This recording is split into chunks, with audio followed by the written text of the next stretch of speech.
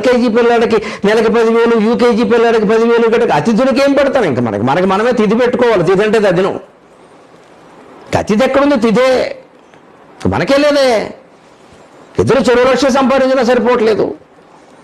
అర్చనీయుడు అతిథులు పిల్లలకి చిన్నప్పటి నుంచి ఈ అతిథి సేవ, దానం చేయడం, ధర్మం చేయడం. కాస్త గంగిరెద్దు వాడు వస్తే కుర్రాన్ని పంపించాలి. ఒరే వాడికో 50 రూపాయలు, వాడికో పాత పెట్టి అని కుర్రాన్ని పంపించాలి. ఆడపిల్లని పంపించాలి, అలవాటు చేయాలి. ఇవ్వడం అనేది అలవాటు అవుతుంది. అర్చనీయుల అతిథులు సత్యంబ పలకని బుడం. ఆందోళన తగ్గాలి, జీవితాల్లో సుఖంగా ఉండాలంటే నిజం మాట్లాడడం అలవాటు చేసుకోవాలి. చాలా మందికి వీళ్ళని ఆందోళన ఎందుకు అంటే, కాలేజీకి వెళ్ళిన కుర్రాడు ఆలస్యంగా వస్తాడు, కారణం ఎవరో అందరికీ తెలుసు, ఇంటికి వచ్చి ఎక్స్ట్రా క్లాస్ అంటాడు, వాడి మనసుకు తెలుసు ఏం జరిగిందో.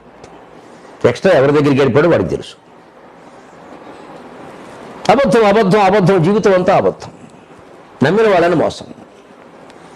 ఇది పాపం ఎప్పుడప్పుడు కొట్టదా? ముందు లోపల అసలు మనసులో దులిచేదే, ఇది నేను మోసం చేశానని, నేను అబద్ధాలు చెప్పానని.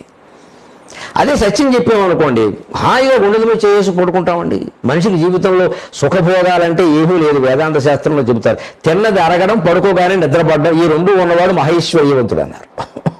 ఇంకేం అక్కర్లేదు, తిన్నది అరిగితే చాలు. పొద్దున్న మోషన్కి ఇబ్బంది అవద్దు, అదో పొట్టట్టుకుని కూర్చోవద్దు. తిన్నది అరగాలి, పడుకోగానే నిద్రపట్టాలి. తెల్లవారు అటు దొల్లి ఇటు దొల్లి పక్క వాళ్ళని కూడా ఇబ్బంది పెట్టి ఉండకూడదు. అంటే వాడికి చింత ఉందన్నమాట మనస్సులో. ఈ చింతలు లేకుండా ఉంటే మనిషి సుఖంగా, అంటే సత్యం మాట్లాడాలి. ఇప్పుడు పీక మీదకి వస్తే మాట్లాడేదంటే వేరే విషయం అండి. ప్రతిదానికి అబద్ధమే. 5వ నియమం ఏదైతే 6వది, మేలో శాంతియు బ్రహ్మచర్యం. శాంతి. ఇవాళ విద్యార్థులు ముఖ్యంగా నేర్చుకోవాల్సింది, వాళ్ళకి సంబంధం లేని విషయాల గురించి వాళ్ళు ఆందోళన చెయ్యకూడదు. ఎక్కడో కేరళలో ఎవరో బహిరంగంగా ముద్దెట్టుకున్న వాళ్ళని ఎవరో గొడవ పెట్టారని ఇక్కడ సెంట్రల్ యూనివర్సిటీలో మొత్తం విద్యార్థులు రెచ్చిపోయి పెద్ద ఊరేగింపు చేశారు. ఇక్కడ వీళ్ళకి ఏం సంబంధం? అది ముద్దెట్టుకున్నది కేరళలోనా? మూర్ఖత్వం ఇక్కడ. అంటే మొత్తం దేశంలో ఎక్కడ ఏం గొడవ జరిగినా ఉద్యమాలు చేస్తారంటే ఇది విశ్వవిద్యాలయాలు దేనికి? ఇంకా చదువు దేనికి? అదేమైనా అన్యాయమో ఘోరమో అయితే అక్కడ చేసుకోమని, ఇక్కడ ఎందుకు? ఇక్కడ వీళ్ళు చేశారని వాళ్ళకి వ్యతిరేక వర్గం వాళ్ళు చేశారు, మొత్తం మీద యూనివర్సిటీని పోషించారు. దాని మీద మళ్ళీ టీవీలో చర్చలు. ఇప్పుడు కరోనా వల్ల వచ్చింది ఏంటంటే, ఈ ముద్దెట్టు కూడా ఉండవు. అది జరిగింది పెద్ద ప్రయోజనం. కరోనాకి నమస్కారం.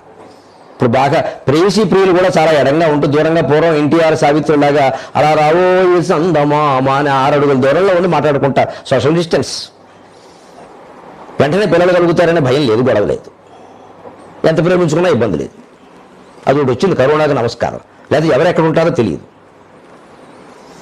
ఇక ముందు సినిమాల్లో కూడా కొండ నుంచి కిందికి దొల్లడం అన్నీ ఉండవు, సస్తారు దొలితే. మారతాయి, అన్నీ మారతాయి. మనం చేయలేనివన్నీ భగవంతుడు చేస్తాడు, ఒక దెబ్బతో చేస్తాడు. వెంట్రుకలో విజయవంతున్న కీటకం ప్రపంచాన్ని మార్చేసింది. అదే దైవశక్తి అంటే. ఒక దెబ్బలో మార్చేసింది మొత్తం. ఇక నేను చెప్పినట్టు దీని సినిమాలని ఇదే లెక్క.